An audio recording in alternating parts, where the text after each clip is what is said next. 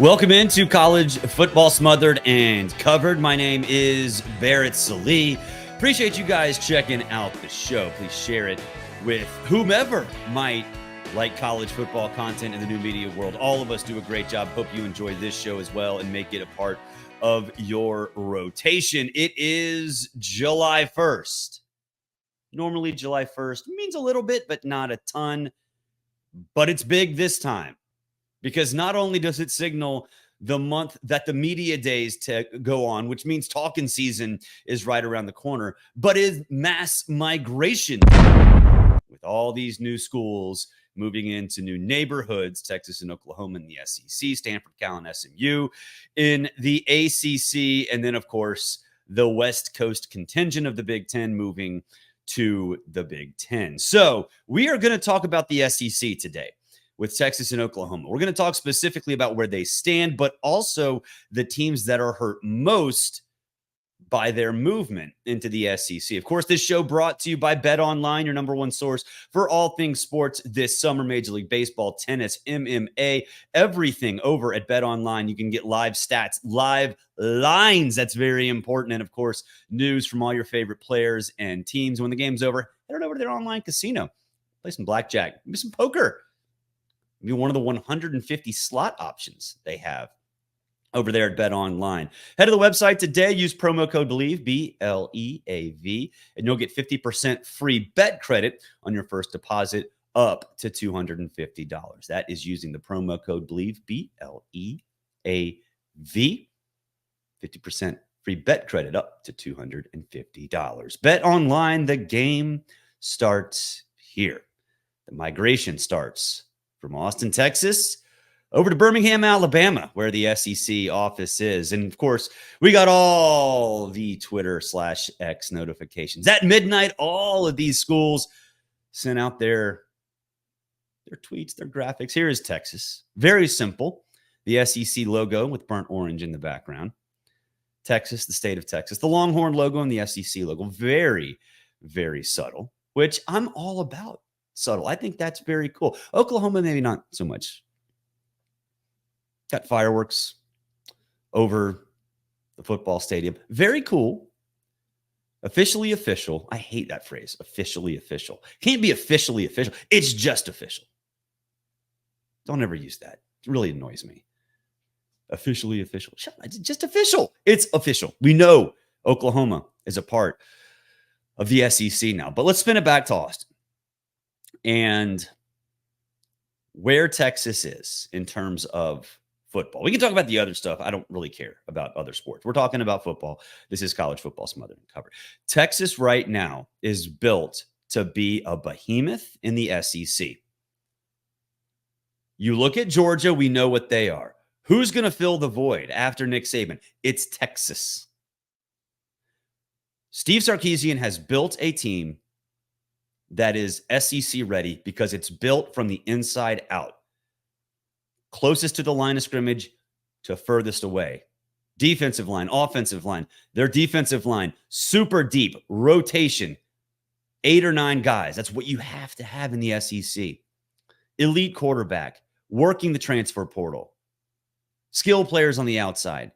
What more do you want? And we've seen it. We saw it when they beat Alabama by double digits in Bryant-Denny Stadium. So is Texas Georgia? No. Texas isn't Georgia. Let's not get ahead of ourselves. Texas fans might think that they're Georgia. Texas fans, I love you. If you're tuning into the show, welcome. A little bit of humble pie. Just a little bit. You're not that special, but your football team can be. So I'm fascinated to see what happens this year with the Texas Longhorns. Are they going to have that hiccup? Because to me, having that hiccup is the only thing that will prevent them from making the SEC championship game. A one-loss Texas is getting it. A one-loss Georgia is getting it. And I know how, you have to worry about the landscape and all this stuff. But if we're talking about Texas having a hiccup and the schedule is easier than their counterparts, Oklahoma, yeah, they can get in. But I think the next question has to be, is Texas good enough just to get in or to win?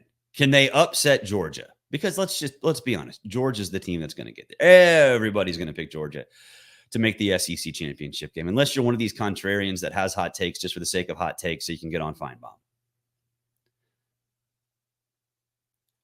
But Texas can be an absolute behemoth, not just in the SEC, but in the college football playoff world. There are going to be 3, maybe 4 teams from the SEC essentially every single season. And if they go to 14 2 years from now, 4, maybe 5, right? How many of those can actually win it? Maybe 2 or 3 per season. Definitely 2, maybe 3. Texas is going to be one of those 3 every single season. Bar none, don't care what their roster looks like unless there are injuries. But that disclaimer goes for every single team in every single sport across every different league. Because Sark has made it a point to slowly build what he needs to have in order to be a superstar program. Let's talk about Oklahoma, though. Where are the Sooners? You know, I talked to Chris Plank a lot. He is on the Oklahoma Broadcast Network. He does sidelines. He's the main voice of softball. He does all that stuff, right? He is as plugged in as you can possibly be. You've seen him on this show, heard him on this show, been with him on SiriusXM a lot. I think right now his perspective is the one that I think is accurate. Oklahoma's not where it needs to be. The question is, can they become what they need to be? And my answer is no. I think Oklahoma in the Big 12, they carried that name value. Texas and Oklahoma were the 2 that, okay, default, they're going to be awesome. Whether it's Lincoln Riley, Bob Stoops, even Brent Venables, I think the perception was that they were going to be really, really good and he was going to step in rather seamlessly. But, okay, year 1, you get kind of a mulligan. And then we saw year 2, 10 wins in the top 15 basically all season long. But that's in the Big 12. Now you have to run through this gauntlet. You have to run through this gauntlet with a roster that is not as deep as it needs to be and might not ever be as deep as it needs to be in order to win championships, in order to win national championships. So to me, what's the ceiling for Oklahoma in the SEC? Considering the recruiting that goes on, just consider geography and where they are in relation to the best players in the country. I just don't see it. I just don't see it. Now, there could be a year or 2 where they catch fire in the portal and become what Oklahoma was in the Big 12, a team that can make the playoff, but certainly not capable of winning it. And that's fine. But they're not going to be Georgia. They're not going to be Alabama. They're not going to be Texas. What Oklahoma will be is Auburn, Ole Miss, Florida. Teams that are good enough to make some noise. Teams that are good enough to win the SEC once every, 3 years or so. Florida's been there with Kyle Trask. Auburn has been there consistently. Hell, Auburn in 2017 was 1 win away from making the playoff as a 2-loss team. So that's what Oklahoma can be. And that's fine. That's fine. That's the expectation that needs to exist in Norman. And I know that you probably hate to hear that, Sooner fans. But that's just reality. You're not going to be the big dog. You're not going to be that team that everybody just defaults to as one that will contend for the SEC because of the roster. That's not how this is going to work. Now, I love Brent Venables. Can they be a 9-win team pretty much every season? Yeah, I think that might be a little aggressive, but it's possible. Anything beyond that is, I think, a little too much. Now, what does that mean on the grand scale from a 40,000-foot view? I always say this.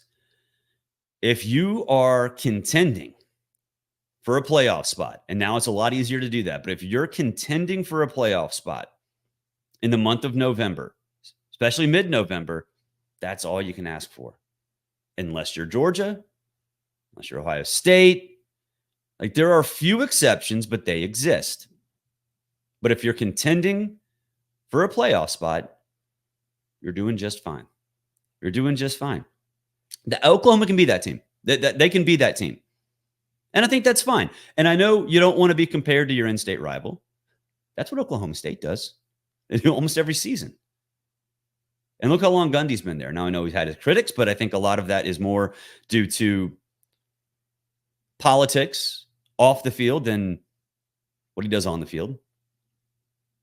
Mostly because of the people in our industry and their mindset and their views, which is nothing to do with anything that has related to college football. Oklahoma fans, I'd love to know. Are you okay with that? Are you okay with that? Because I think you should. I think you should be. It'll be awesome to see it, though. Can't wait to see games in Austin and Norman and those two teams coming into SEC territory. It's going to be fun. All right, in SEC territory, what happens? What happens when you see the burnt orange come to town? Crimson and cream come into town. Who's hurt most? Who's hurt most? And I think it's pretty obvious who's hurt most right out of the gate, and that's Arkansas. That's Arkansas. I remember when Brett Bielema was there. You had Arkansas. This is a map, and he had it on a lot of different recruiting images, and I think he actually had it on a helmet. Had the state of Arkansas and a little, well, I guess you're looking at the camera. So Arkansas and then down to Texas. And they were joined. And Bielema used to take pride in X amount of players are from the Lone Star State because he understood, Texas A&M was there, which is a big problem. And that's where in Arkansas, they don't have the recruiting base from a high school level that they need to. That hasn't changed with Brett Bielema or with Sam Pittman. Chad Morris, let's just skip right over that. It's like the era didn't exist. But Arkansas now has to deal with the behemoth in the Lone Star State wearing that SEC patch. That's no bueno. That's no bueno.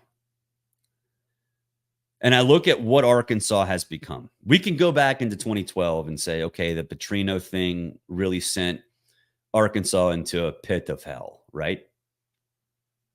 It really wasn't that. I mean, that didn't help because your coach, who was a phenomenal coach, got into some trouble. And I have my conspiracy theories about the air quote motorcycle ride, but that's neither here nor there. But it also had to do with Texas A&M coming to the SEC. And I think they knew that. I definitely know that Bielema knew that. And that's why he made that graphic. And that's why he voiced it about everything that he could get from the state of Texas. But Arkansas right now, since then, they've never really been the team that they were. Jump up every couple of years, contend for an SEC West title into November, and maybe even win it every once in a while because they did. And now there's just no chance. In a divisionless conference in which they are not only competing with Texas and Oklahoma, but Florida, but Georgia, but even a Kentucky team that's always going to beat you up. Where does Arkansas land? To me, an 8-4 record is really, really good. And in most cases, the ceiling. 9-3? Will that ever happen again? I don't know. I don't think so. I don't think it will. And Arkansas fans are very vocal. Also very good at interneting. Because when it comes to Twitter and X, I'd say Vol Twitter and Hog Twitter, when the division still existed, pretty much the same. One in the East, one in the West. And they're not going to like this. They're going to get angry. but I truly believe that any era, whether it be successful era, golden era, there have been a lot, especially when Arkansas was in the SWC. That's over. It's over. Arkansas is not going to be a threat in football at all. And that's sad because I love y'all. I really do. The other team, we could sit there and say Missouri, right? And I think that's easy. But, and that's from a geographical standpoint more than anything else. I love Eli in terms of how he operates. I still think Missouri can be competitive. But again, I think the expectation for Missouri is already 8-4. Yeah, last year was great. And this year, there's a lot of hope. But if you're going 8-4 every single season, that's fine at Missouri. And you pop up every once in a while, cool. You've got a great recruiting base there in St. Louis. And I think Eli does a great job developing players, finding diamonds in the rough. And that's not going to change. So it's easy to say Missouri. I think it's South Carolina. Because again, divisionless SEC. Which teams will get hurt by what essentially will be Oklahoma with a little bit of boost, right? If Auburn's good, if Florida's good, then South Carolina takes a step back. Now you have to deal with another one of those in Oklahoma, plus a monster in Texas. And there's already pressure on Shane Beamer. Now, there shouldn't be. I love Shane Beamer. I don't think that he should be on the hot seat at all, unless he goes 3-9. But that's true of a lot of coaches. But what's the ceiling now? Because before I thought it was, okay, 9-3 maybe. You can get players. You're right in the heart of SEC country. You can go out and get some studs. Now I think not only are you not going to get those, but they're going to leave pretty quickly. They're going to view South Carolina as a developmental program. And some already do. Juice Wells, obviously the one that jumps out this year. Marshawn Lloyd, last year going to USC. They're going to get a lot more of that. Because I don't view South Carolina as that much of a developmental program. I view them a lot like Arkansas. Missouri is a developmental program. So I think South Carolina fans need to adjust their views a little bit. Because right now, popping up and contending every 3 or 4 years, that's probably a pipe dream. So a Florida Bowl, which is in the SEC for Texas and Oklahoma fans, that's generally how we refer to Citrus, Outback, Gator. But really, what we really mean is like average, normal bowls. Texas Bowl now fits into that. Belk Bowl fits into that. A lot of those type bowls fit into that definition. For South Carolina, a Florida Bowl, that's all you need. That's what the expectation should be. And I hate that because South Carolina fans, y'all are the most loyal fan base in the SEC. Y'all sucked for a century, and y'all still got behind your team. Then you had the Spurrier era. You had some top 10 performances, just like Arkansas did back in the day. Same time frame. South Carolina a little after that, but still, you understand what I'm saying. They already were hurt by A&M and Missouri coming into the SEC. And now it's going to be a tough test for those two programs with the new kids in town. Story time. Of course, got to have story time on Monday. Tournament win for my 12U son. Filled in on a team that he knows very well. Kids are real good friends with him. Batted .429, 3 RBI, 2 walk-offs in bracket play. He didn't have them. The team had them. Great weekend. Hot weekend, tiring weekend, great weekend. AU daughter basically spent the whole thing, which not a bad way to live either. That'll do it for this edition of College Football Smothered and Covered. Of course, we are brought to you by Bet Online. Use promo code BLEAV, BLEAV. You'll get 50% free bet credit on your first deposit up to $250. Share the show. Comment if you like. Give it a 5-star review. If you're watching on YouTube, Rumble, Apple, Spotify, you can find us anywhere. Share it with your friends. Talk to you on Tuesday.